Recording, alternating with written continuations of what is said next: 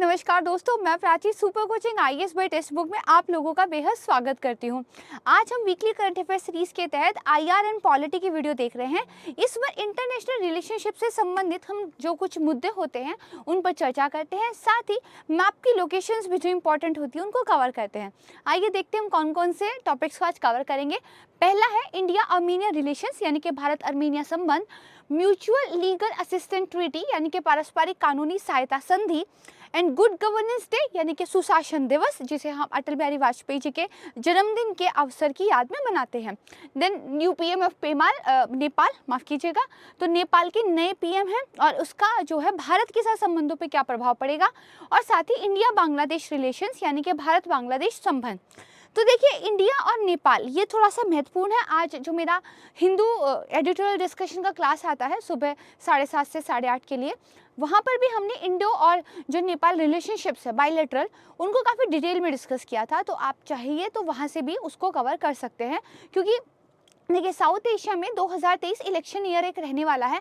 भारत के जो भी पड़ोसी देश हैं उनको कहीं ना कहीं इलेक्शन फेस करने पड़ेंगे अभी 2023 में।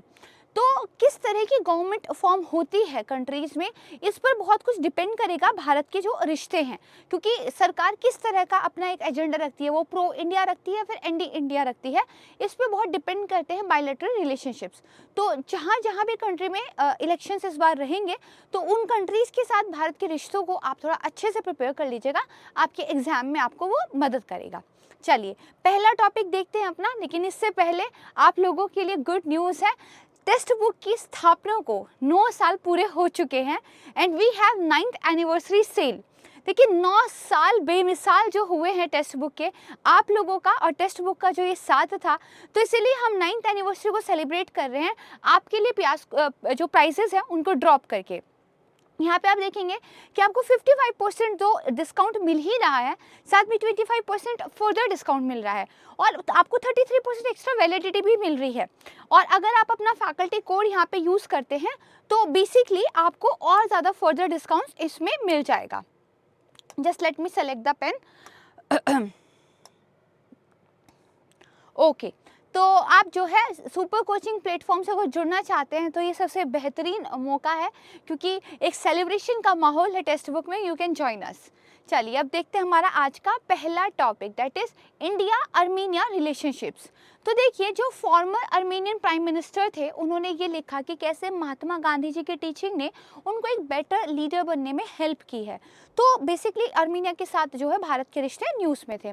आप देखोगे तो भी हाल ही में अर्मेनिया और भारत ने अपने द्विपक्षीय संबंधों के 30 साल जो है पूरे कर लिए हैं 2022 में। तो मतलब इन दोनों कंट्रीज़ के बीच में जो रिलेशनशिप्स थी उनको 30 साल पूरे हो गए हैं। अगर अर्मेनिया की मैप में लोकेशन की बात करें तो यहाँ पर बेसिकली आप देख पाओगे ये कंट्री है, और अर्मेनिया को इसलिए भी याद रखिएगा क्योंकि इसका अज़रबैजान के साथ जो झगड़ा चल रहा है उसको लेकर ये लगातार न्यूज़ में रहती है। आइए मैं आपको थोड़ा डिटेल से देखते हैं।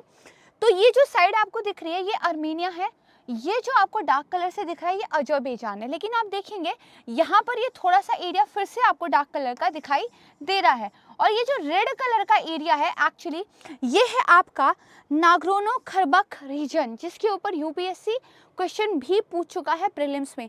तो इस रीजन पे देखिए झगड़ा है, अर्मेनिया बोलते हैं हमारा है, अज़रबैजान बोलता है हमारा है।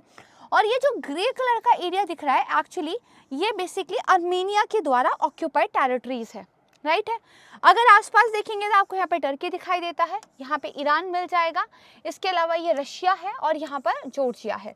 ठीक है, थोड़ा सा लोकेशन को ध्यान रखिएगा। इंपॉर्टेंट एक हो जाता है कैस्पियन सी भी आप जो है अज़रबैजान के अगर ईस्ट की तरफ चलेंगे तो आपको मिल जाता है, करेक्ट है। ये रीज़न इसके बारे में पता होना चाहिए, और डिटेल में अगर आप पढ़ना चाहते हैं तो इनके बीच जो झगड़ा है उसके बारे में भी पढ़ सकते हैं। यूपीएससी में एक बार इससे प्रश्न आ चुका है। अब देखिए भारत और अर्मेनिया के रिश्तों को थोड़ा डिटेल में समझते हैं। तो अगर बात करें जो द्विपक्षीय व्यापार है और जो बेसिकली इन्वेस्टमेंट है, वो अभी अपना जो उनका एक पोटेंशियल हो सकता था उससे काफ़ी कम है, बिलो है। ठीक है, कुछ ग्रोथ जो है रजिस्टर की गई है हाल के दिनों में, लेकिन फिर भी दोनों देश अपने संबंधों से इन्वेस्टमेंट में, ट्रेड में जो कुछ अच्छा कर सकते थे अभी उससे हम कम ही कर रहे हैं। ठीक है, तो भारत अर्मेनिया को ज़्यादातर क्या चीज़ एक्सपोर्ट करता है, तो देखिए भारत जो है ज़्यादातर फूड स्टफ जैसे मीट, इलेक्ट्रिकल इक्विपमेंट, ठीक है, इसके अलावा जो पॉलिश्ड डायमंड्स है, ऑप्टिकल इक्विपमेंट्स है, प्लास्टिक है, फार्मास्यूटिकल्स और कुछ केमिकल गुड्स और कार्स को भी क्या है एक्सपोर्ट करता है। अगर बात करें आर्मेनिया की साइड से तो हमें जो नॉन फेरस मेटल्स होती हैं, रॉ रबर होती है, बुक्स एंड जो क्लोथ्स है, ठीक है, वो हम वहाँ से जो है लेते हैं। तो थोड़ा सा अगर आपको शुरुआत के जो 2-3 मेन आइटम होते हैं मेजर वन वो याद रहेंगे तो आपको पेपर में हेल्प करता है। देखिए हमारे जो रिश्ते हैं दरअसल उनकी बीच में एक समझौता बहुत महत्वपूर्ण साइन हुआ था, और ये जो समझौता हुआ था साइन ये हुआ था 1995 में। थोड़ा सा नाम याद आपको रहे, India Armenia agreement on cooperation in culture, art, education, tourism, sports and mass media, ठीक है। तो ये हमने जो है संधि यहाँ पे साइन की थी। इसके अलावा बाद में हमने एक centre for Hindi language and literature को भी इस्टेब्लिश किया था। कहाँ पर? जो यरवन स्टेट लिंग्विस्टिक यूनिवर्सिटी है वहाँ पर।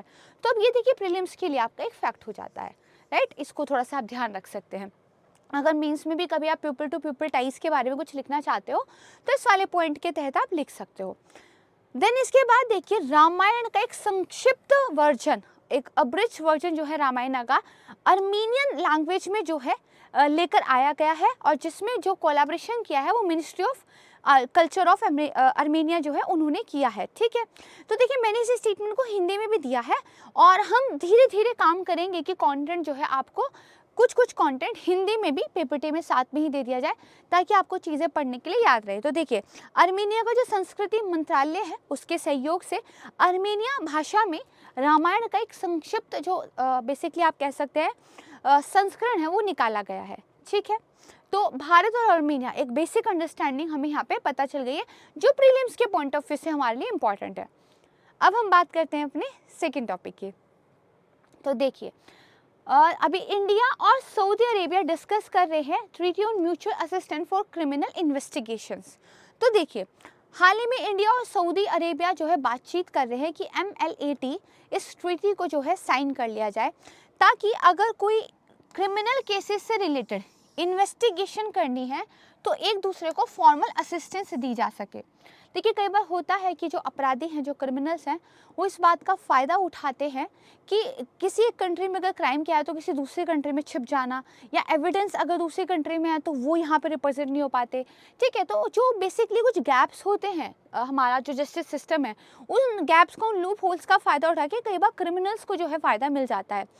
इसीलिए जो अलग अलग देश हैं बेसिकली वो एक इन संधियों को साइन करते हैं ताकि आपस में क्या किया जा सके, ये जो इन्फॉर्मेशन है, ये जो बेसिकली क्रिमिनल्स के बारे में, एविडेंस के बारे में है, इसको ऑफिशियली, ठीक है, ऑफिशियली बेसिकली क्या है पहले तो इस बात को लेकर ये बना लिया जाए कि शेयर कैसे होगा, कुछ rules and regulations, and then उसको शेयर किया जाए ताकि किसी को कोई प्रोसिक्यूट करना है तो वो आसान हो, लाइक एक बचने का रास्ता नहीं हो। तो यहाँ पे क्या है, अगर क्रिमिनल केस कोई होता है, उसकी इन्वेस्टिगेशन अगर चल रही है तो उससे रिलेटेड कोई चीज़ें जो है हम बेसिकली साइन एक दूसरे को दे सकते हैं। बात करें इंडिया की तो इंडिया ने इस तरह की जो म्यूचुअल लीगल असिस्टेंस ट्रीटीज़ हैं वो करीब 45 देशों के साथ साइन ऑलरेडी कर रखी है, और अभी हमारी सऊदी अरेबिया के साथ साथ इटली और जर्मनी के साथ भी बातचीत चल रही है, ठीक है। अब ये जो MLAT है, ये जो संधि है, इसके बारे में थोड़ा सा डिटेल में देखते हैं। तो देखिए हमारे यहाँ पे जो मिनिस्ट्री ऑफ होम अफेयर्स है, यानी कि जो गृह मंत्रालय है, वो सेंट्रल अथॉरिटी है, ठीक है, भारत से जो डील करती है in mutually legal assistance in criminal matters में, ठीक है। यहाँ पे देखिए एम क्या है, गैदर करना इंफॉर्मेशन को एंड देन एक्सचेंज करना, जो भी जानकारी है रिलेवेंट उसको इकट्ठा करना एंड देन आपस में उसको क्या है एक्सचेंज करना, और बेसिकली यहाँ पे इन्फोर्स करने में फ़ायदा मिलता है, चाहे वो क्रिमिनल लॉज हो या फिर सिविल लॉज हो, राइट है। अब यहाँ पे देखिए ये एक ऐसा मैकेनिज्म दे देता है जहाँ पे कंट्रीज क्या है एक दूसरे के साथ कोऑपरेट करते हैं, राइट, और एक दूसरे को क्या फॉर्मल असिस्टेंस देते हैं ताकि प्रिवेंशन हो सके, सप्रेशन हो सके और इन्वेस्टिगेशन हो सके, प्रोसिक्यूशन हो सके क्राइम्स का, अपराधों को रोकने में मदद मिलती है। इस एम को आप बस थोड़ा सा यहाँ पे ध्यान रखिएगा। तो इससे ये इंश्योर हो जाता है कि जो क्रिमिनल है वो भाग ना पाए, राइट, और बेसिकली ये ना हो कि जो एविडेंस की वांट थी वो एक डिफरेंट कंट्री में थी तो उसका फ़ायदा जो है क्रिमिनल को ना मिल जाए, राइट है। अब देखिए ये जो हमने ट्रीटी एक बार साइन अगर कर ली तो हमें जो कन्विक्शंस हैं उनमें हेल्प मिल जाएगी, है ना, क्योंकि अक्यूज को जो कोर्ट ऑफ लॉ है वहाँ पर एविडेंस गैदर्ड करके, है ना, बेसिकली आप क्या है प्रोसिक्यूट कर सकते हैं, और अगर केस प्रूव हो जाता है तो अपराधी को सजा भी मिल जाएगी। ठीक है, तो MLAT ये समझ में आ गया। चलिए अब थोड़ा सा सऊदी अरेबिया के साथ भारत के संबंधों की बात कर लेते हैं। देखिए सऊदी अरेबिया बेहद महत्वपूर्ण देश है, हम ऑयल के लिए काफ़ी हद तक इनके ऊपर निर्भर हैं, और अगर देखा जाए तो इनकी एक बहुत स्ट्रैटेजिक लोकेशन भी है। तो देखिए this is Saudi Arabia, correct. यहाँ पे अगर आप इसकी आसपास की कंट्रीज देखेंगे तो यमन है, ओमान है ना, UAE हुआ, बहरीन हुआ है, उसके बाद याद रखिएगा छोटा सा कुवैत भी है, राइट, इराक है, यहाँ आप आ जाएंगे तो जॉर्डन है, राइट है। और ये पूरा का पूरा जो ऐसा आपका पैसेज है, this is Arabian Sea, then आपका गल्फ ऑफ अदन आता है, देन आपका रेड सी आता है, और फिर आप जो है गल्फ ऑफ अक्काबा में पहुंचते हैं, राइट। और गल्फ ऑफ अक्काबा से अगर आप इधर निकल जाएंगे तो आगे रेड स्वेच है ना, आपकी जो स्वेच कैनाल है, तो इसको ध्यान रखिएगा। अगर इधर की बात करें तो ये आपकी क्या पर्शियन गल्फ है, ठीक है। ये मैप की लोकेशन बहुत ज़्यादा ही इम्पॉर्टेंट है, इसको मैप को थोड़ा सा आराम से ध्यान से ज़रूर देखिएगा। अब बात करते हैं भारत और सऊदी अरब के संबंधों के बारे में। तो देखिए सऊदी अरब जो है वो चौथा सबसे बड़ा ट्रेड पार्टनर है, ठीक है, 4th लार्जेस्ट ट्रेड पार्टनर है सऊदी अरबिया भारत का। और हमारी जो एनर्जी की ज़रूरतें हैं, ठीक है, उसका एक मेजर सोर्स जो है हम यहाँ से लेते हैं, क्योंकि हम अपने ऑयल की ज़रूरतों का 18% जो है इनके यहाँ से क्या है इंपोर्ट करते हैं। 18% of our requirement of the crude oil, है ना, वो रिक्वायर कहाँ से होती है, वो सऊदी अरेबिया से होती है।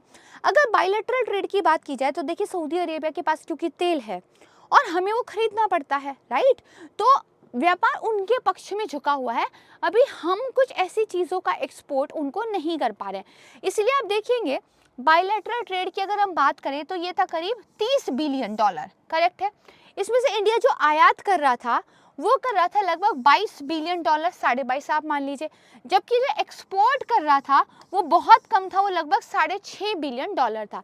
इसलिए यहाँ पे हमें क्या है, ट्रेड डेफिसिट दिखाई देता है, व्यापार घाटा, है ना।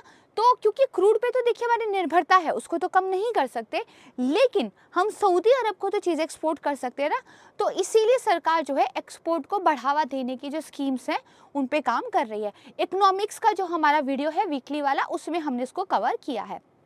चलिए इसके अलावा देखिए दोनों कंट्रीज के बीच में एक बायलैटरल नेवल एक्सरसाइज होती है, नाम याद रखिएगा, कौन सी है, अल मोहित अल हिंदी, राइट। तो अगर इसको ध्यान रखेंगे हो सकता है प्रीलिम्स में आपके काम आ जाए। इसके अलावा बहुत बड़ी इंडियन कम्युनिटी जो है स्ट्रांग भी है, वो यहाँ पे रहती है, यानी कि जो सबसे बड़ा प्रवासी समुदाय है ना, तो करीब 2.25 मिलियन स्ट्रांग कम्युनिटी जो है यहाँ पर है। तो इसको भी आप ध्यान रखिएगा कि इंडियन डायस्पोरा के पर्पज़ से या फिर वो लोग फिर वहाँ से जो कमाते हैं और अपने देश में वापस भेजते हैं, रेमिटेंस के पॉइंट ऑफ व्यू से ये इंपॉर्टेंट है, ठीक है, क्लियर हो गया। चलिए मैप हमने देख लिया, ओके। अब हम बात करते हैं अपने थर्ड टॉपिक की। तो देखिए गुड गवर्नेंस डे, तो what is good governance day and how is it marked. तो देखो 25 दिसंबर को हम हमेशा जो है गुड गवर्नेंस डे को सेलिब्रेट करते हैं, क्यों, क्योंकि जो हमारे फॉर्मर प्राइम मिनिस्टर थे श्री अटल बिहारी वाजपेयी, उनकी बर्थ एनिवर्सरी को हम मार्क करते हैं। तो देखिए गवर्नेंस ये आपके मेंस के सिलेबस का एक पार्ट है, सिटीजन चार्टर आपके मेंस के सिलेबस का पार्ट है। इसके बारे में कुछ चीज़ें आपको पता होनी चाहिए जो कि प्रीलिम्स में भी आपको हेल्प करेगी। देखो गवर्नेंस का मतलब क्या है, आप क्यों एक तरीके से प्रशासन कर रहे हैं, यहाँ पे शासन नहीं प्रशासन की बात चल रही है, ताकि ये जो सिटीजन्स हैं, ये जो जनता है, इनको बेटर सर्विसेज प्रोवाइड कराई जा सके। इनका जो एक आप कह सकते हैं लिविंग स्टैंडर्ड है वो कम से कम एक स्टैंडर्ड वे में हो, कम से कम बेसिक नेसेसिटी सबकी पूरी हो, सबको एजुकेशन, फूड, सिक्योरिटी, सेफ्टी, है ना, ये सब मिल जाए अच्छे से, हेल्थ। तो इसके लिए गवर्नेंस देखिए बहुत ज़रूरी है, प्रशासन का काम ही है लोगों तक सर्विसेज को पहुंचाना। तो यहाँ पे देखिए पर्पस क्या है, इंक्रीज करना public access to varying governance programme and services via good governance. तो सरकार कह रही है हम गुड गवर्नेंस डे को इसलिए सेलिब्रेट करते हैं ताकि हम सब इस बात को याद कर सके कि हमारा जो पर्पस है वो अलग अलग जो सरकारी स्कीम्स हैं, जो सरकारी इनिशिएटिव्स हैं, उन तक जो है पब्लिक एक्सेस को बढ़ाना है, राइट। यहाँ पे बेसिकली ये मेक श्योर किया जाता है कि जो कंट्री के रेसिडेंट हैं उनको फेयरली ट्रीट किया जाए सरकार के द्वारा, राइट। और जो भी एडवांटेज है अलग अलग गवर्नमेंट सर्विसेज के, वो सारे एडवांटेज उनको मिले, राइट। जैसे मान लीजिए सरकार कह रही है कि टीका लगाएंगे, तो सबको टीका लगे, इस बात को इंश्योर करना गवर्नेंस की जिम्मेदारी है, it's a part of governance. Slogan की बात करें तो good governance through e governance, तो अब गवर्नेंस जब आप मीन्स में पढ़ेंगे तो ई गवर्नेंस भी उस पर जो है अपने नोट्स वगैरह आप प्रिपेयर कीजिएगा। अब देखिए 2019 में सरकार ने गुड गवर्नेंस इंडेक्स जो है इसी ओकेजन पर लॉन्च किया था। इसमें गवर्नमेंट ऑफ इंडिया क्या करती है, जो अलग अलग राज्य हैं उनको रैंक देती है, अलग अलग डिपार्टमेंट्स की भी कार्रवाई इसमें कहीं ना कहीं देखी जाती है। तो जो गुड गवर्नेंस इंडेक्स है ये बेसिकली कौन लेकर आया था, तो देखिए department of administration reforms and public grievance जो हमारा है उसने बेसिकली लॉन्च किया था एक गुड गवर्नेंस इंडेक्स। तो ये आपके प्रीलिम्स के पॉइंट ऑफ व्यू से इंपॉर्टेंट हो जाता है कि कौन इस इंडेक्स को लॉन्च करता है, सही है। अब देखिए अगर इस तरह के जो डायग्राम्स है वो आप अपने मीन्स में बनाते हैं तो आपको काफ़ी फ़ायदा मिलता है। जैसे गुड गवर्नेंस के क्या क्या एलिमेंट होते हैं, एक तो कॉन्स्टिट्यूशनलिज्म होना चाहिए, संविधानवाद होना चाहिए, जब संविधान जो कह रहा है वो पूरा होता हो, राइट।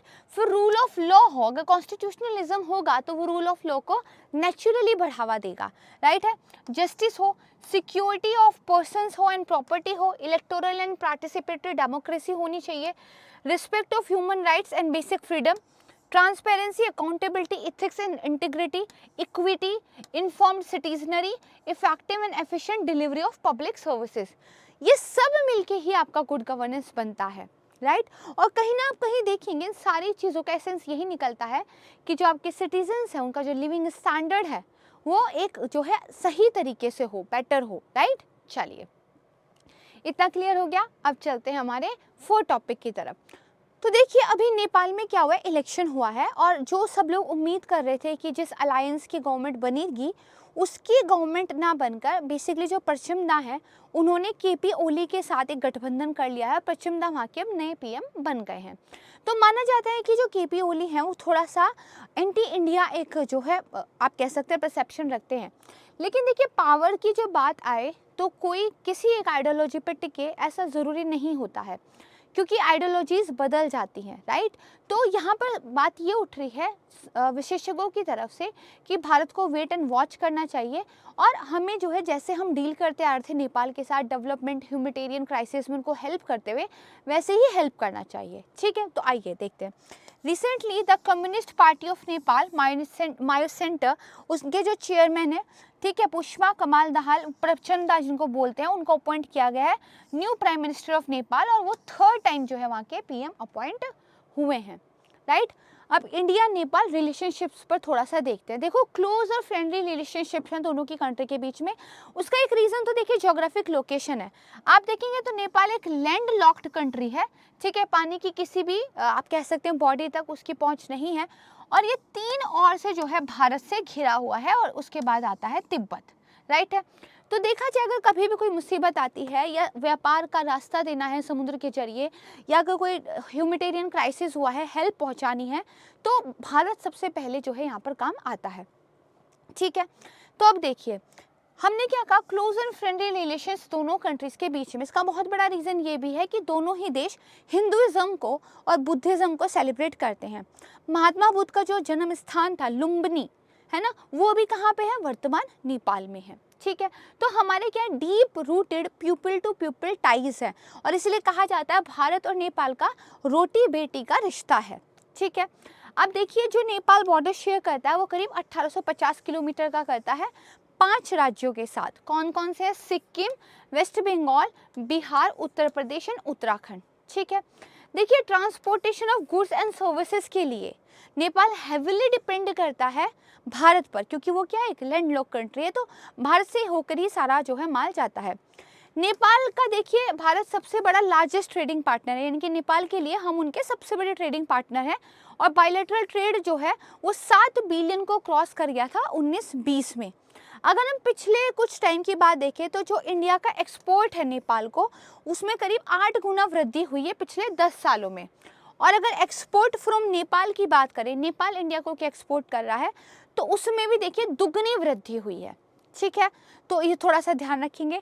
ये हमने देख ही लिया है, ठीक है, उत्तराखंड, उसके बाद आपका UP, Bihar, West Bengal, Sikkim, right. चलिए थोड़ा सा इस तरह से क्वेश्चन जो है पूछ लिए जाते हैं।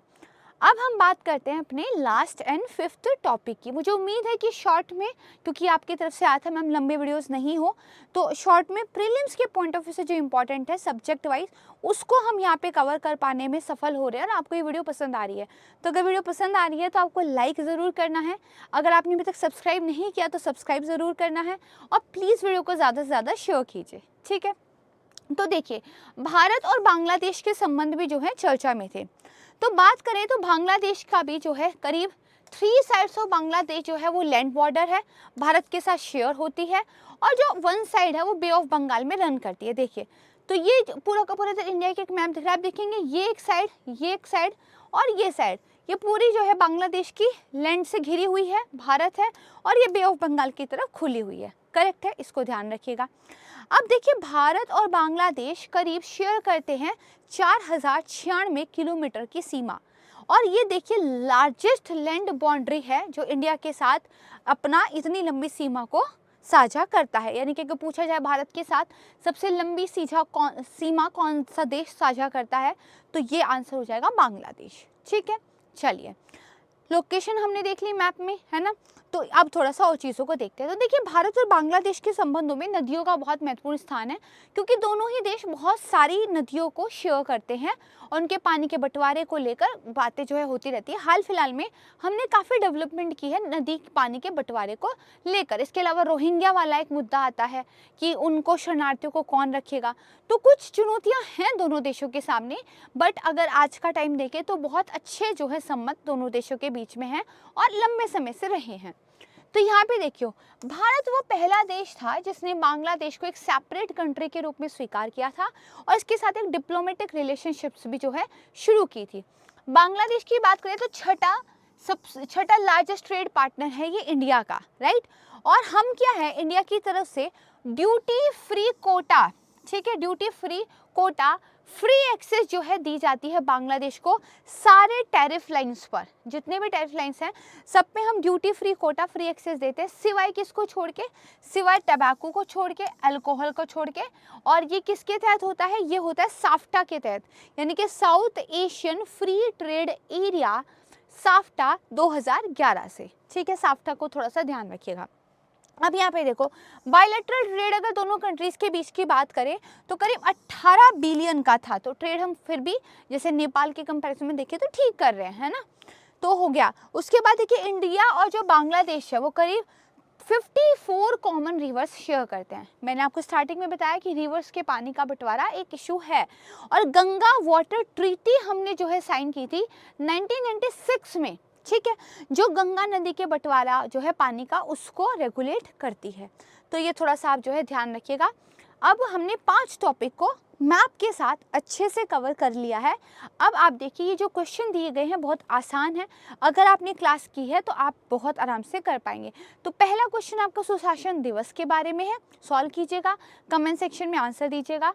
और दूसरा क्वेश्चन जो आपका है वो बेसिकली कौन कौन सी जो हमारी स्टेट है वो इंडिया के साथ बॉर्डर शेयर करती है, इसके साथ है। तो ये भी बहुत आसान हुआ। और stay tune with us, and अगर अभी तक आपने super coaching IAS by textbook को ज्वाइन नहीं किया है तो प्लीज़ कर लीजिएगा। ज़्यादा से ज़्यादा वीडियो को शेयर कीजिए। अगर आपका कोई फीडबैक है वो भी आप कमेंट सेक्शन में जो है शेयर कर सकते हैं। और इसके अलावा अभी मैंने आपको जो पहली स्लाइड दिखाई थी वापस उस पर जाते हैं, क्योंकि भूलिएगा नहीं, टेक्स्ट बुक की चल रही है हमारी 9th एनिवर्सरी सेलिब्रेशन। तो 9th एनिवर्सरी सेलिब्रेशन में हम लेकर आए हैं आपके लिए एक सुपर सेल, और बेसिकली 9 साल बेमिसाल हमारा इस बार आप कह सकते हैं एक लोगो है कि ये 9 साल बेमिसाल रहे हैं। इतने नंबर ऑफ सिलेक्शंस जो हैं हमने दिए हैं इन डिफरेंट एग्जाम्स कैटेगरी, और अभी जो है हम पूरे प्रतिबद्ध हैं कि हमें सारे एग्जाम की कैटेगरी में इसी तरह का धमाल जो है मचाना है, इसी तरह का बेमिसाल जो है एक रिजल्ट दिखाना है। और इसके लिए आप लोगों को बस क्या करना है, सुपर कोचिंग के प्लेटफॉर्म को ज्वाइन करना है, बहुत मेहनत से पढ़ाई करनी है। और क्योंकि अभी नया साल चल रहा है तो आपको एग्ज़ाम की तैयारी के लिए सबसे बेटर टाइम है जहाँ से आप अपनी तैयारी शुरू कर सकते हो। तो हम एक बहुत अफोर्डेबल सॉल्यूशन आपके लिए लेकर आए हैं। यहाँ पर बेसिकली अगर आप ज्वाइन करोगे तो सिर्फ 23,999 रुपये में आपको आपका जीएस का पूरा सिलेबस, ऑप्शनल के सारे कोर्सेज, ठीक है, और इसके अलावा सीसेट के सारे courses, test series, current affair, monthly magazine, ये सारे प्रोवाइड होते हैं। एनसीईआरटी के फाउंडेशन कोर्स, एसए के लिए क्लासेस, और साथ में अगर आपकी मींस आंसर राइटिंग प्रैक्टिस है, ये सब कुछ एक होल पैकेज जो है हमने बना के आपके लिए बहुत अफोर्डेबल प्राइस पर दिया है। इसमें भी आप थोड़ा सा और अफोर्डेबल कर सकते हैं अगर आप यूज़ करते हैं अपना फैकल्टी कोड। जैसे मेरा फैकल्टी जो कोड है वो है प्राची सी, अगर आप इसको यूज़ करेंगे तो आपको एडिशनल डिस्काउंट मिलेगा, ठीक है। तो ध्यान रखिएगा, 9th एनिवर्सरी सेल, 9 साल बेमिसाल, और बने रहिएगा इसी तरह टेक्स्ट बुक के साथ। आप सभी को थैंक यू सो मच। खुश रहिए, स्वस्थ रहिए और सुखी रहिए। जय हिंद।